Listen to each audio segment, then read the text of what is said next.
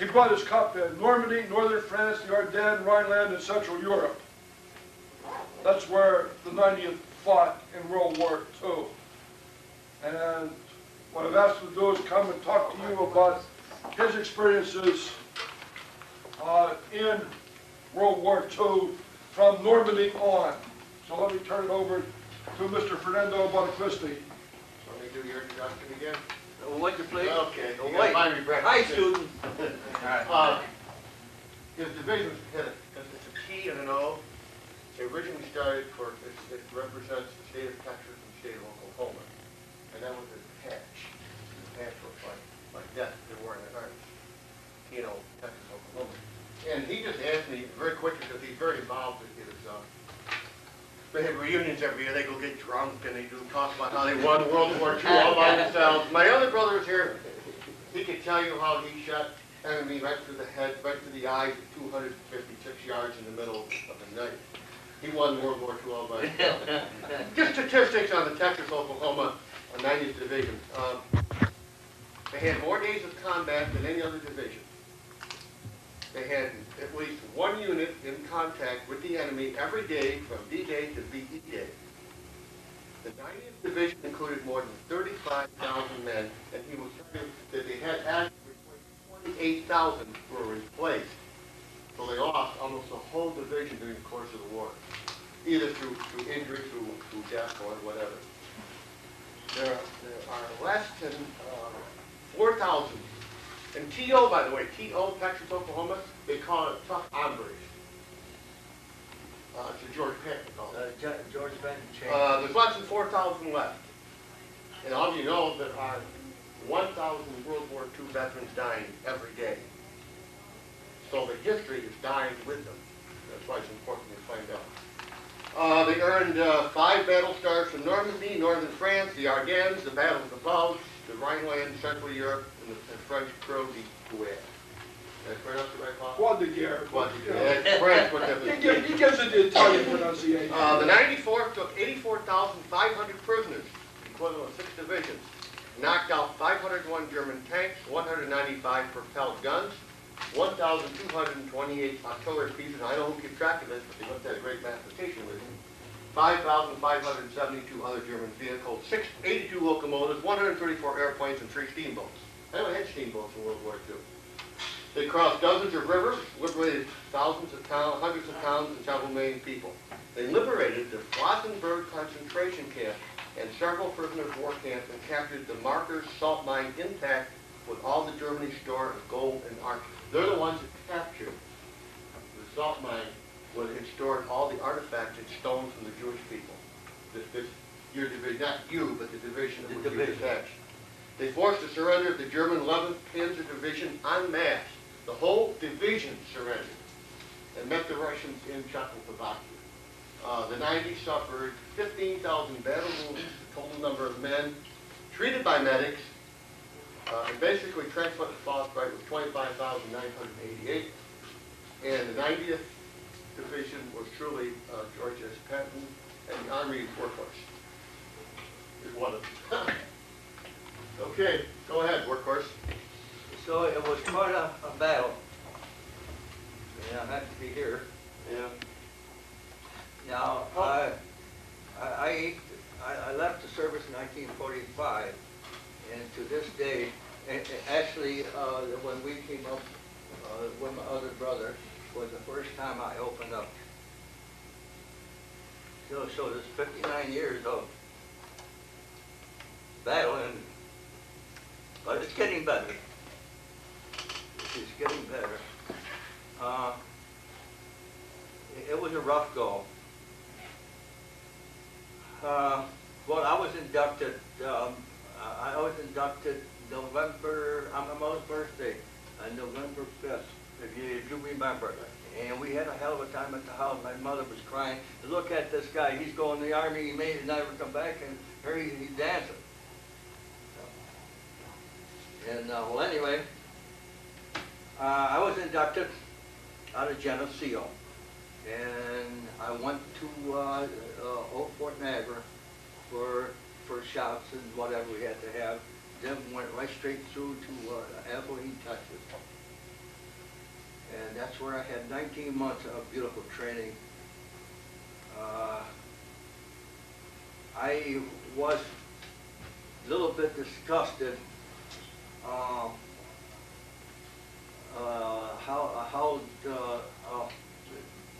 that we couldn't leave the base. In fact, we couldn't leave where we were stationed. We were in quarantine for 14 days due to I argued the point. Of course, you might as well talk to the board, because of course you only say the last word to an officer. It's either yes sir or no sir. You're the one that's got the last. Oh, and by the way, before I forget, I'm a stutterer due to none of my doing, and you have to bear with me, because sometimes I lose my composure, because my mind is still vague. You could tell them, you could speak to them in Italian, because you don't stutter in Italian. You don't stutter. He doesn't stutter in English either, so just leave him alone. Well, anyway, I had problems with that when I was to come back from the service. But other than that, I overlooked it, you know. Well, anyway, we went to, from Camp Kilmer, New Jersey, was it New Jersey? Yeah. Yeah, right straight to Liverpool on a troop ship. And we landed in Liverpool on Easter Sunday. And you take 15,000 men, it takes a lot of room. So the infantry went one way, the artillery went one way, the signal had their own. So we were all in a bunch. We were at a camp near Camp Davenport. We were about 15, 20 minutes away from London. And I had the great opportunity to go see Big Ben. That was a highlight, it was really nice. And the English were good people. They treated us very well. They had dances for us, food, movies, whatever we wanted was there. And I really enjoyed. We got, on Easter Sunday, we got to England. We went on maneuvers, because if you go over in the springtime, that's what we were. It was in April, and you heard about the rolling greens. They're beautiful. They're gorgeous, nice and green, and just rolling hills. And we had maneuvers there too. But I forgot one thing. Before we went overseas, we had to go on maneuvers in the United States. Well, we had desert maneuvers. Then we went to Shreveport, Louisiana for swamp maneuvers. And then we had a regular territory. And we got, as I said now, we were down to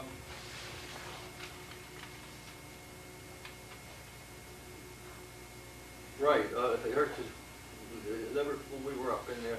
And, in fact, if you people want to see the route that we made into Czechoslovakia is right there. We were in Central Park. Yeah, that's it. That's our in fact, I was with a third army with General Patton. He was strict, but he was a nice guy. I never saw him, but I was told that he really, of course, he slapped some guys in the face, which wasn't right, but what are you gonna do? And the poor guy was there. If that was me, I'd have reached up and I'd give him a sock right to John. But other than that, he was a good general. Very, very, very smart. Very, very smart. Well, anyway, we were in Camp Davenport, and we had maneuvers.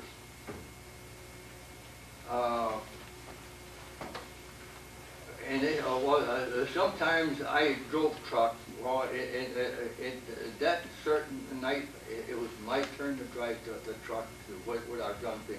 Oh, by the way, I had the 105 Bell meter howitzer, right there at the bottom. That's the 105. That'll shoot 7 miles. And I see that gentleman there who he got his hand on his face. On the bottom. Well, I was doing that. I would fire the cannon, and you get that blast, you know. Well, anyway, we wondered why they let us maneuver, and it was dangerous. We had 16 or 18 trucks, and so all you could see was just a little bit of a light in the back of the truck and the two in the front, and you had to concentrate to make sure that you didn't go off the road. And that was, I said, what are they doing this for? We're not infantry. Well, it's part of the training. And a little later on, I said,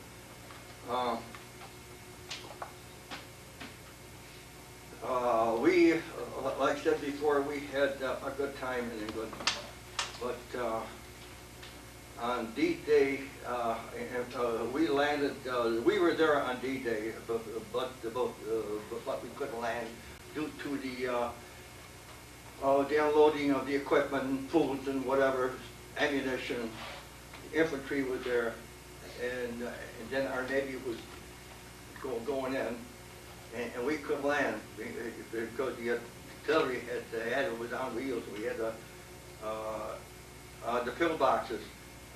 We had to have, well, there wasn't any room for us to go, but I landed in D-Day +1, and that's where hell started right there. That was Utah.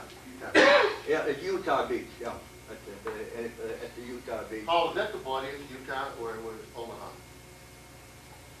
No. They both were pretty They're big. both pretty bloody. They were the two worst beaches in the whole Normandy invasion. See, the Omaha, it was a beach, and the Utah was a little bit more rusty or whatever you want to call it. It had more like stones and cliffs or whatever. And so we landed, and I think the invasion had over, I think it's in that book on the first part, you'll see the invasion route. Can I ask you a question? What was going through your mind as you left the barge and went on that beach? What were you, can you remember what you were thinking about? Can you recollect any of that? No, not really, because we didn't get the full jolt, you know. And in fact, we came across the English Channel, we'll say, going east. And about, we were out there about maybe half a day, and all of a sudden we felt our ships swing around like so, and we were headed. And we didn't know this. Nobody told us a thing. It was a really well kept secret. And you know, we were down in the hall playing cards, smoking cigarettes, shooting the baloney. You know, what are you going to do after the war is over? What have you been doing? And playing cards, shooting dice. Because we didn't have any money, we played for cigarettes, you know. And pretty soon we heard a big blast, and we all rushed up the steps, and guess who was right there waiting for us? Our captain. He was our company commander. And he said, where the hell do you think you guys are going? Well, what's going on? He says, boys, we're in the invasion. You better get down the hole and you stay there if you don't want to get your head shut off. In the meantime, our Navy was pounding the beach because they had 4 or 5 pillboxes there, and they had concrete about so thick, and all it was enforced with steel, and it was a tough nut to crack, and we lost. I don't know how many men. I don't know how many men we lost. But the Navy did a darn good job for us. they eventually knocked them out so we could go over to the beach, and then we had to go over the beach. So we landed, and I don't know, we were laughing or giggling or something, you know. We, of course, the crane took our truck and our gun and pulled it on the barge, and then we couldn't go any farther, so we had to go in the water about that deep. But our trucks were all waterproof. I tell you, it was a job to put everything, and the exhaust pipe, instead of being underneath, was way up top of the cab, so it couldn't,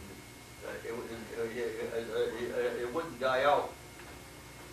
But we went into position. The major, was just a little guy, Major Hughes, I'll never forget him. He said, Bonacquisti, yeah, yes, Major Hughes. He said, there's still a lot of Germans around here. You better dig in, get your 75 millimeter machine gun with 3 men. In the meantime, we looked up at our trees, and there were paratroopers. They had their throats slit because the paratroopers went in before we did, and the enemy really slaughtered them. They really slaughtered them, and they take them down from the trees. And that didn't go with me too well, but we never thought of it. So we went in over and we set in position. And I'll never forget this. The first round that we shot, it wasn't on my gun, it was the gun next to me. The sergeant in charge didn't see the limb before he shot his weapon. And a shell, he hit that big limb and exploded. 3 guys gone, just like that. Then we realized what was going on, see. And then we went through. We went through Normandy, and in northern France, where the hedgerows were, and it was tough. Of course, I was in the artillery. The infantry had it tougher than we did. I felt sorry for those guys. But we finally got through. We got into St. Lo, and we just blasted the devil out of them. Oh, we just knocked it down. I think it was only standing with just a church steeple. I think it's in the book. And that was our break point right there. And we went and we regrouped. And this division goes here, this goes here, and this goes. So actually, it was 1, 2, and the 3rd Army. And I landed up under General Pat. This is the 3rd Infantry Division. But my division was the 90th. We fought along. We went through St. Lo, Reims. We were in the central part. We missed Paris. We went in the south of Paris. We were in the central. In other words, we were the spearhead. And we just knocked the devil out of them. We knocked the devil out of them. And of course, you don't know who you. But I was trained well. I had 19 months of training. I went to Fort Sill, Oklahoma, for artillery training, and I was trained very, very well. I know what I was doing, and I had to be accurate with our piece of equipment. If I made a mistake on elevation and lowered it, it would mean the shell would hit our troop. And we had to be very, very careful. And there was a lot of concentration. You couldn't think. All our job was to get that gun going and let her go. And we went through, like I said, through St. Lo, and we went 20 or 30 miles a day. They were running, and they hated the artillery. And because that was the small, that was the light artillery. They hated it, and they thought that we had automatic artillery. because we got a lot of prisoners coming back, and they want to see the automatic artillery. Well, we had the 915th had A, B, C, and D, and every one the battery A had 4 guns battery, so it was 16 guns right there. That's without counting the 343rd was artillery, and the 344th was artillery, then the 345th was the big jobs. It goes 15 or 20 miles. And when the order come down for fire mission, of course, we all jumped up and fire 35 rounds at will. So you get 35 or 40 guns out there, and it does sound like an automatic. And the Germans wanted to know why. They wanted to see the automatic, but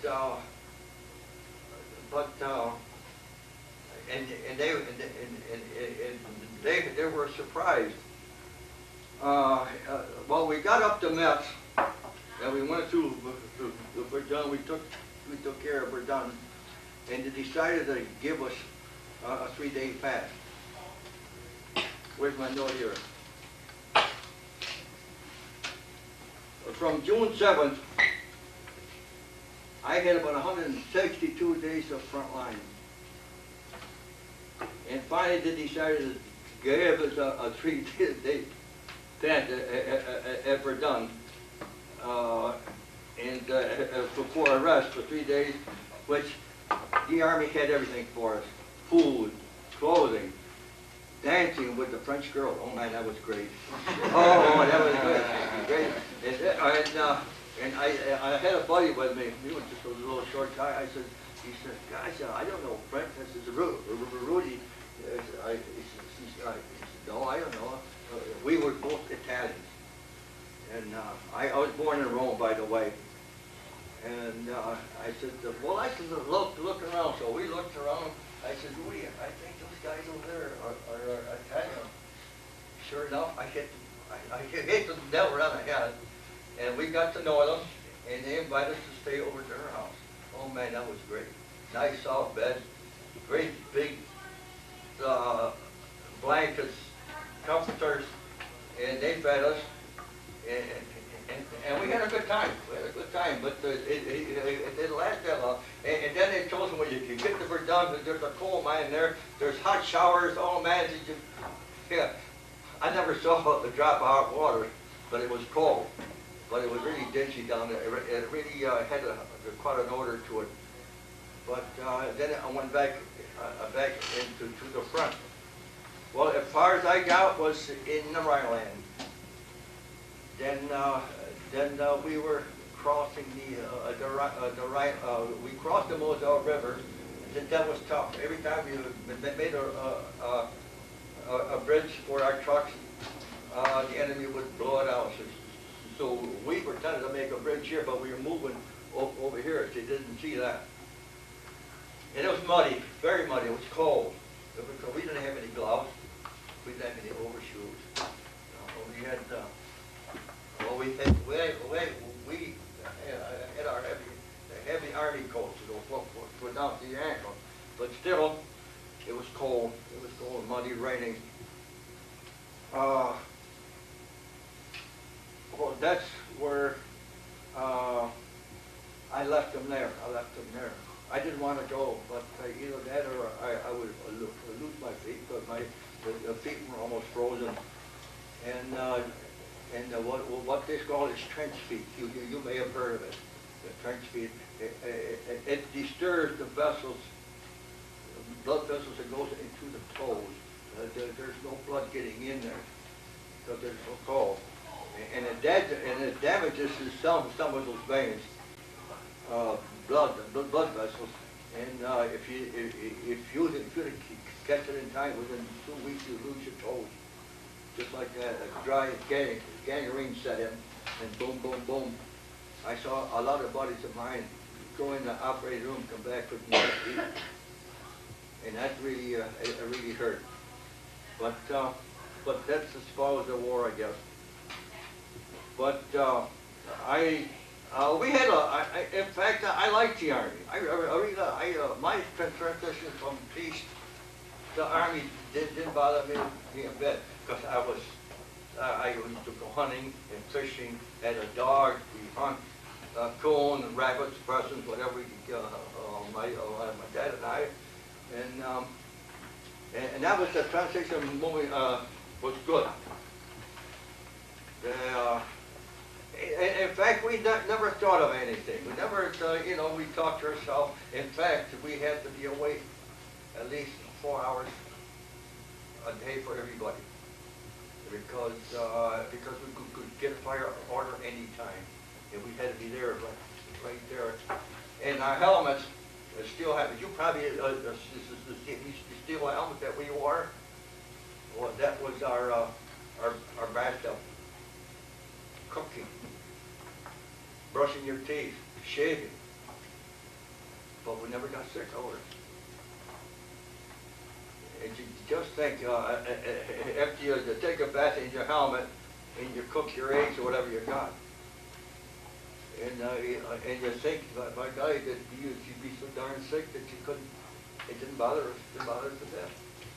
And then we couldn't cook at night. We had to cook in the afternoon, because then you can't light a fire at night, or even a spark. So we had to eat before it got dark. And once in a while, we the kids would give us a hot meal once in a while, but not because they were so far behind, and they couldn't catch it.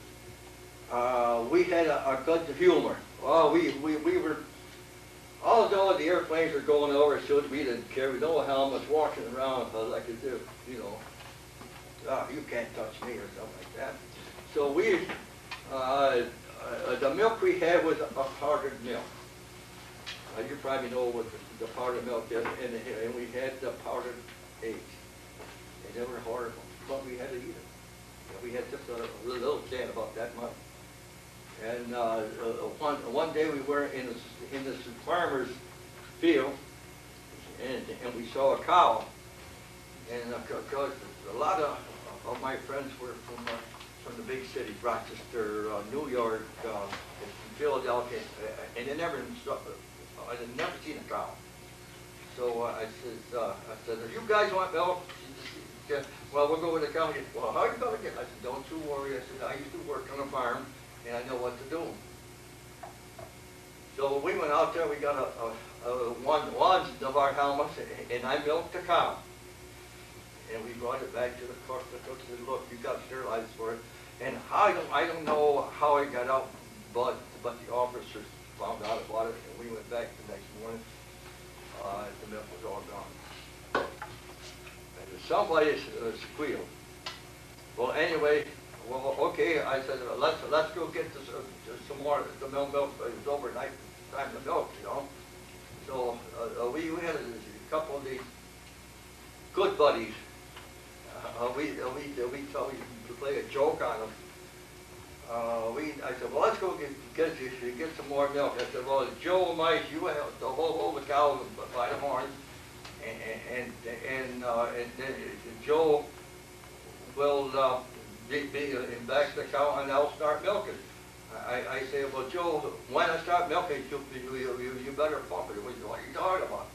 So here I'm milking a cow, and he's behind the cow, put his tail up and down in the pump, And that was a lot of fun. And then we explained to him what it was.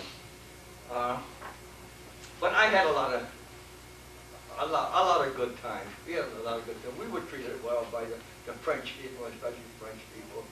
And then we got into the Moselle River. That was another story. And then we got up to Metz. That's where we were stalled for about 6 weeks. We didn't have any ammunition. So General Patton, you got after you probably seen the story on TV. General Patton made an order that they would make a Red Ball Express. It was all African Americans. And they did a good job for us. They brought ammunition, food, and what we needed. But I enjoyed it. I really enjoyed the Army. In fact, when I was discharged, I wanted to join over to Genesee to the National Guard, but they wouldn't take me because I had a disability. At one time, I was 100% disability, and but as I went on, I finally got down to 50%, which was that's my rate right now. I'm 50%. I have a 50% disability.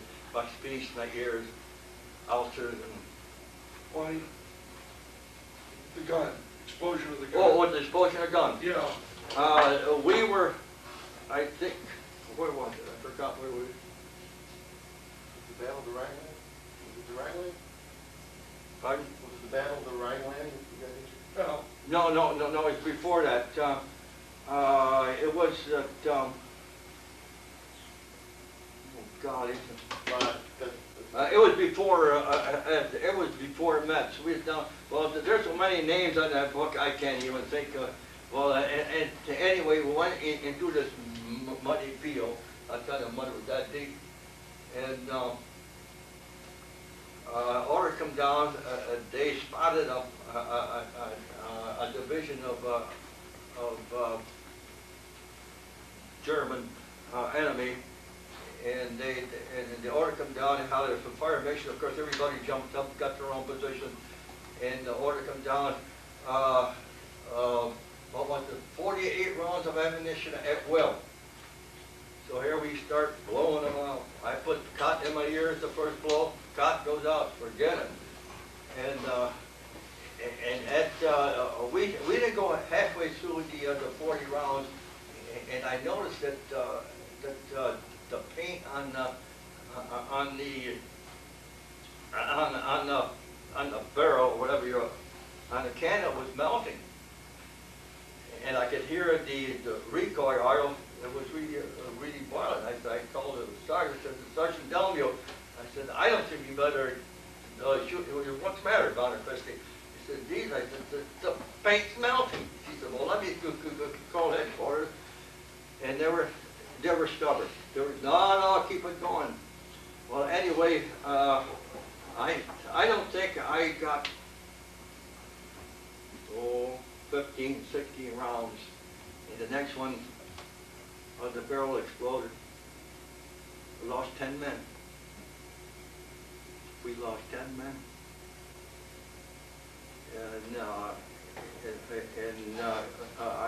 In front of my gun, I have a shield. A shield like this here. It's the shield that protects the gunner and the number. One man, so any flak comes in, they're protected. We lost 10 men.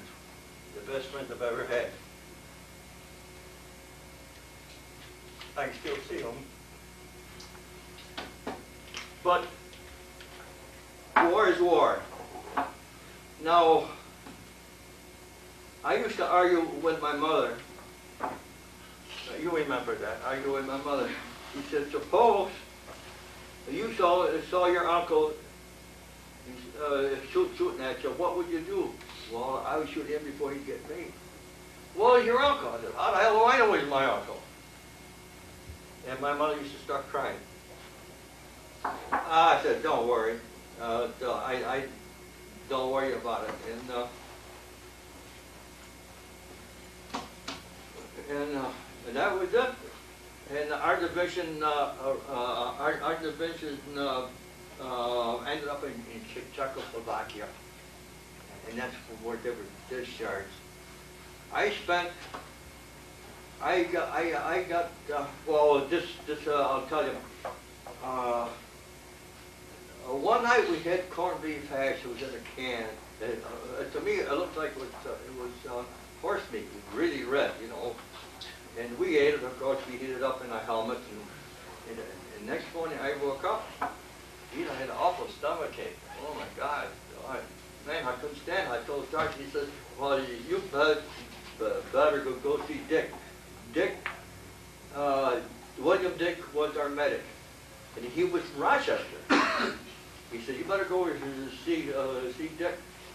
And I went to the field house, the field hospital. I said, "Geez, Dick," I said, "I don't feel good. What's the matter?" But they called me Bonnie. "What's the matter, Bonnie?" He said, "Geez, I got an awful stomach ache." He says, "Take your shoes off."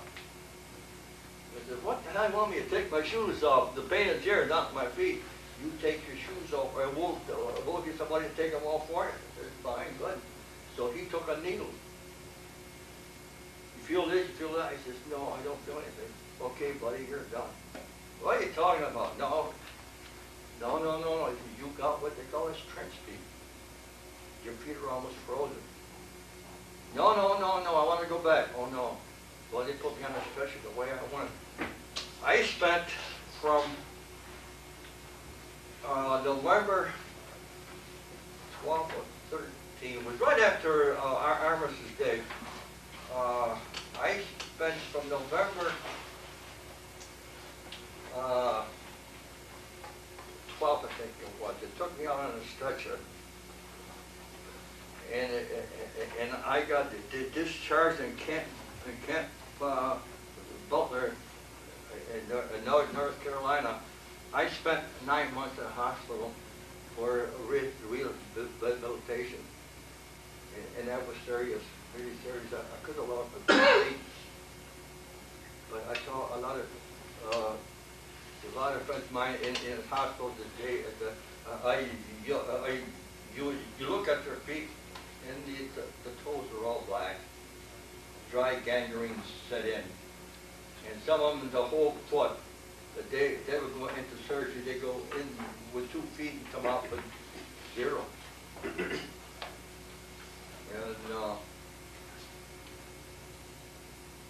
so it took me that long to get back on my feet. And then when I come back from discharge, I got a what they call it is a CDD. You know what that CDD is? It's a discharge, a certificate of a disability discharge. And as far I am a disabled veteran, but the whole war is right there, folks, right there. And then we hit we discovered these concentration camps. That was massacre. That was terrible. That was terrible. I don't see how they ever the enemy did that to all those people, whether it be Jews, Polish, or whatever.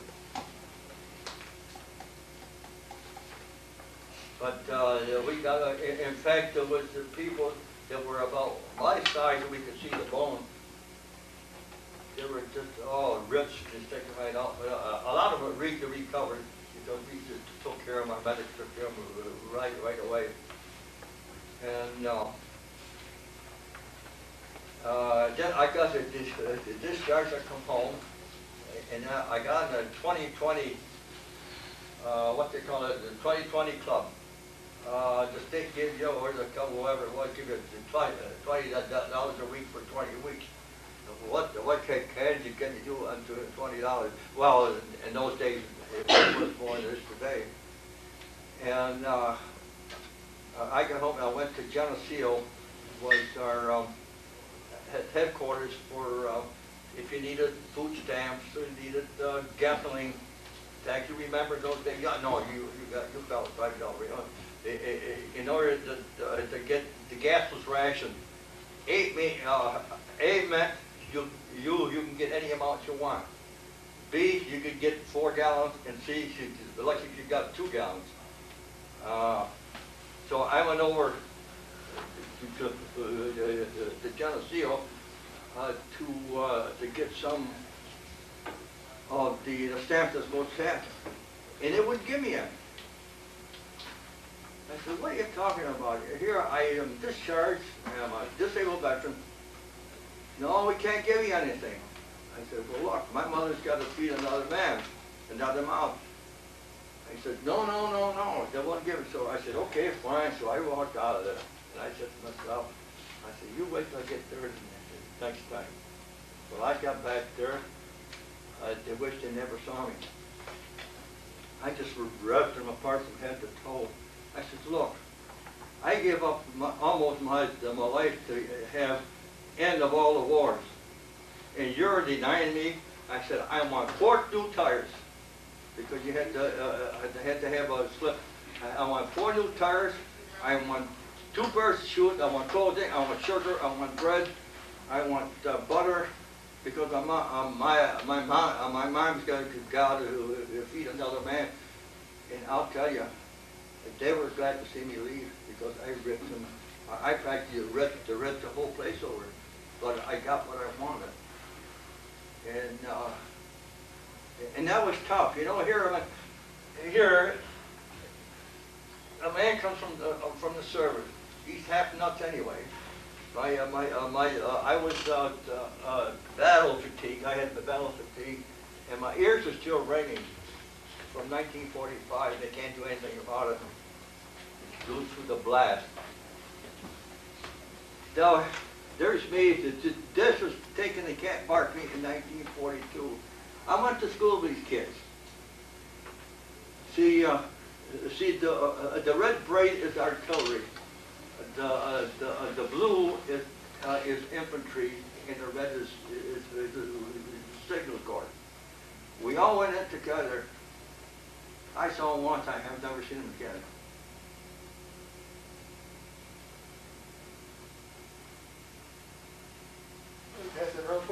I saw him. I saw him when they came home in a casket. And another thing, as we were crossing the Atlantic, we had a fire drill, or whatever that they call it, a fire drill. I just happened to pass it. I looked at it was one of my buddies right from home. We played football together. His name was Ernest Johnson. He was a beautiful painter, and he got on the beach, and I said, you stay right there, I'll be back. So we were buddies for 4 or 5 days. And then come to find out he was on the same ship that landed, that I was on. And I never saw him again either. There's the fella we played with. We bowled, played ball together, and boom, boom, boom, he's gone. I saw him, and the last time I saw him, it was in a casket. And that isn't easy to take. It just isn't to take. In fact, my next door neighbor, Andy Frazzle, got shot in Africa, was it? In Africa. The next door neighbor. We used to go hunting, fishing, trapping together. But as a whole, I never thought, my philosophy on that, I never thought that I would die anyway. I said, don't worry, Ma, I'll be back. I'll be back. In fact, they came down to North Carolina to see me. We had around here, we had about 4 or 5 feet of snow, and here my dad and mom go with big overcoats, and they were surprised. They thought I had both legs off, arm off, and everything else, and they were really excited. And I still have my ditty bag with the socks and shoes, whatever he had. And my father said, look, there's still mud here from France. Dad and I, because we talked a lot, but he was in World War I. He was with the famous Rainbow, the 42nd Rainbow Division. He was in the cavalry. And we talked about it, and he knew. Actually, we talked, and we took just about the same route as he did in World War I. You did the thing on the fillets. Oh yeah. Don't want to forget that. No. Chocolate to your right. Where's that book? Book is back here. Okay. Yes, please. About this comes in night driving. But I did make the, I did make the history book. On page 80, you probably saw it. That was a Russian gun captured by the Germans. We took, the Americans took care of it. Oh, there it is. There it is. This is known as the police gap. You probably heard, have you ever heard of it? The police gap. In France or Germany? It's gotta be France. In France. What they call it, everything had a name. Police gap, the high, the low. But this is the police. That's the police gap. General Patton was really a smart man, very intelligent, and we lost track of those people. They had, I think they had 5 or 6 divisions, I think it was, with horse drawn. I was surprised they had a horse drawn. These are German divisions. Huh? German divisions. German division. Oh, there must have been, what did they go, 5, 6 divisions in there. And we lost track of them, and we sent out the general and Patton said, we got to send out a patrol to see if we can't find them. About 2 days they come back, they had found them. They were what they call it a gap. It was an area about just like this here. This was the exit. There's no way they could go except they had to go through here. So we took, this was about 2 o'clock in the morning. And of course, we were about 4 or 5 miles away, so the enemy couldn't hear us. We were way over here with our guns like this. And you get 48, 50 guns in there. And when daybreak came, the order commenced, let's blast them. There's no way they could have got out. We knocked off about 5 divisions, and I think that was the turning point. Because we had guns all over here, and I was one of them, and the only way to get out was here. And we had a dead center target right here. Every time they tried to get out from here to there, we had bang, bang, and they couldn't get out of there. I don't think there was a man left. That's what the police gap is. And that's that night driving, that hell. I remember I said before, why are we driving these trucks at night, which is just a light, and back the truck about so big. I said, why? Remember I told you? And that was it right there. I had already trained to drive at night. And without the Germans even knowing, we had our range. Of course, the infantry was in the air, and we had that already trained, and we zeroed in on them. And I'll tell you, Right across from that picture, I want you right across from the picture on the writing. About 3 paragraphs, 4 paragraphs down, gives you a breakdown of what they displayed in the gap. You want to read it? 90th had begun the action merely in a supporting role. Before the smoke could clear, the division had become the motivating force in closing the vital gap. It had withstood the fiercest assaults of which crack German units were capable and had hurled them back. In a period of 4 days, it had taken more than 13,000 prisoners, killed or wounded an estimated 8,000 of the enemy, but itself suffered less than 600 casualties. More than 300 enemy tanks, 250 self-propelled guns, 164 artillery pieces, 3,270 vehicles, and a variety of other types of equipment and weapons were destroyed. Which gives you a little bit of idea how they pounded them. we really pounded them. We pounded them for about at least 12 hours. We pounded them for at least 12 hours. And that's why they thought we had the automatic artillery. Well, you get 45, 46 guns blowing, Of course, there's a hesitation there for about a second. By the time they take the shell off the breech block and one goes back in there, and it sounded like it never surprised. No, we don't have any automatic artillery. But as a whole, in my way, I enjoyed it. I had no fear. If I had to go, I'd go. And if anybody tells you, whether it be the Persian Gulf, Vietnam, World War II, if you hear somebody say they weren't scared, they're lying. More than once, I almost shook my back legs, because it was extreme. They say that you didn't know what was going to happen from an hour to 2 hours. And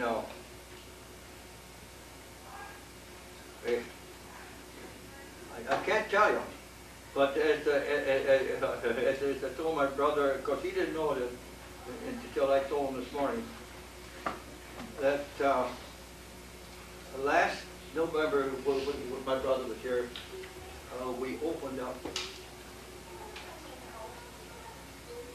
and he was amazed. He said, "You mean to tell me you kept all these years, going through marriage, school, and stuff like that?" And he was amazed. And right now, I had that stuff in me for 59 years, and it finally coming out, and I feel better. I feel much better. But there's times that, you're watching TV or you're reading a book or something, and you're just thinking, and your mind goes back. I wonder where Jim is. I wonder if Jim is all right. I wonder where Bobby is.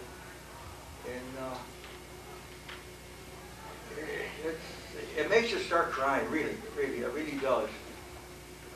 And now we have every year we go to a reunion. Last year we were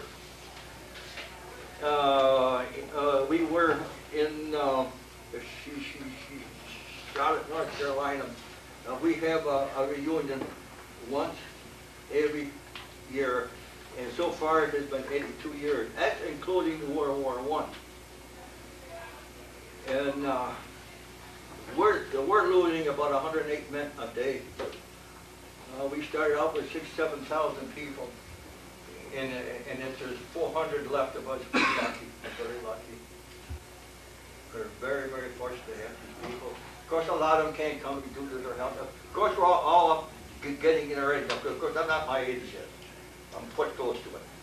But a lot of people probably doesn't have the finance, or their wives are sick, or he is sick, or whatever.